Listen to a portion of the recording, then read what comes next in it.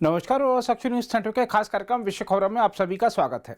Hamas ने 7 अक्टूबर को Israel पर आतंकवादी हमला कर करीबन 1400 लोगों की जान ले ली तो ईरान बेहद खुश हुआ, क्योंकि इजराइल में घुसकर हमला करना असंभव माना जाता था। देखा जाए तो दुनिया भर में इजराइल का सुरक्षा तंत्र अभेद्य माना जाता था, लेकिन हमास ने उसे भेद कर ईरान को जश्न मनाने का मौका दे दिया था।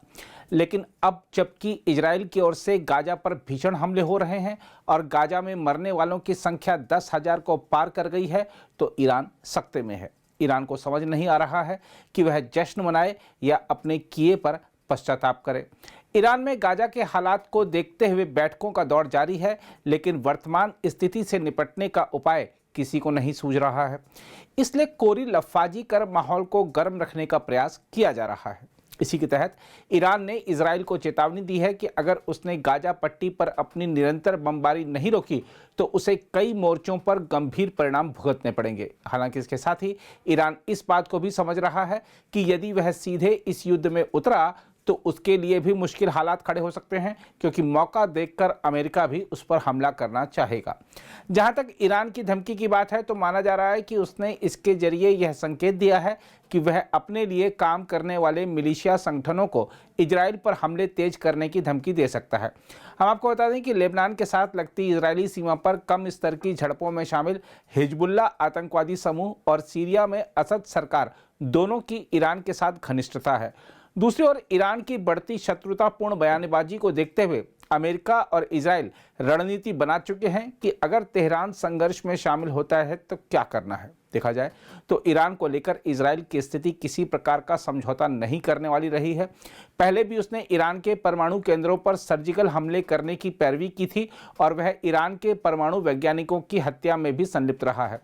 ऐसा लग रहा है कि गाजा युद्ध में ईरान का संभावित प्रवेश शत्रुओं के बीच दुश्मनी में एक नया अध्याय शुरू करेगा और युद्ध को सीधे ईरान के दरवाजे तक ले जाएगा। वैसे तो लगता नहीं है कि ईरान इजराइल पर हमला करेगा, लेकिन सवाल उठता है कि यदि ईरान और इजराइल का युद्ध हुआ तो उसके सैन्य और राजनीतिक परिणाम क्या होंगे।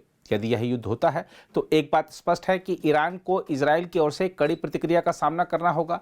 इजराइल के साथ खुलकर संघर्ष ईरान के लिए काफ़ी महंगा साबित हो सकता है। इससे न केवल इजरायली सेना ईरानी केंद्रों को निशाना बना सकती है, बल्कि इसका ईरान की उस सरकार पर राजनीतिक असर भी पड़ सकता है जो तेजी से अपने नागरिकों के बीच ही अलोकप्रिय होती जा रही है।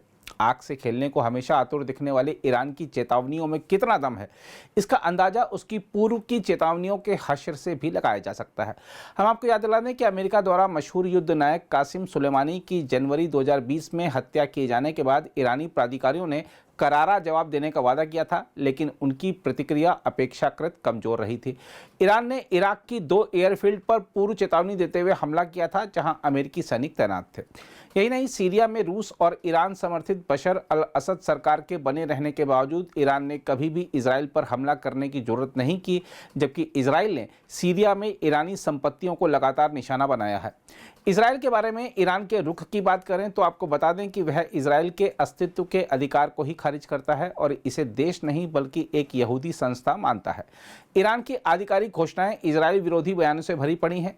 इसके अलावा इस साल जून में तेहरान ने अपनी नई मिसाइल का परीक्षण किया था और यह दावा किया था कि इसमें इजराइल तक पहुंचने की क्षमता है। इसके अलावा ईरानी सैन्य कमांडर हिजबुल्लाह और हमास सहित पूरे क्षेत्र में इजराइल के दुश्मन समूहों को प्रशिक्षण और हथियार देने पर गर्व करते हैं। बहरहाल अब ईरान को एक दुविधा का सामना करना पड़ रहा है कि उसे और उसके प्रॉक्सी मिलिशिया को गाजा पर इजराइल के आक्रमण का जवाब कैसे देना चाहिए।